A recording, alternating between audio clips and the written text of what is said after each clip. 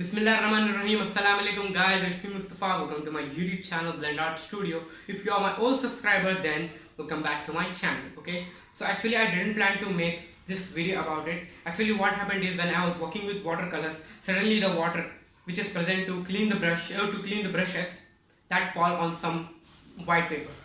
At that time I feel very bad, but after drying that all wet papers, I get a very beautiful effect.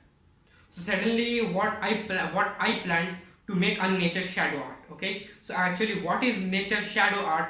To know that, you need to watch this whole video. What I'm going to do is, I'm going to use watercolors for making background, and for making objects or elements, I'm going to use black acrylic paint and ordinary round tip brushes. If you don't have brushes like this, then no man, only round tip brushes also you can use and make a beautiful simple artwork. Okay guys, so to know how I am going to work, for that you need to see this whole video. Okay, so let's start the second video of You Can Make It series in the name of Allah. Bismillahirrahmanirrahim.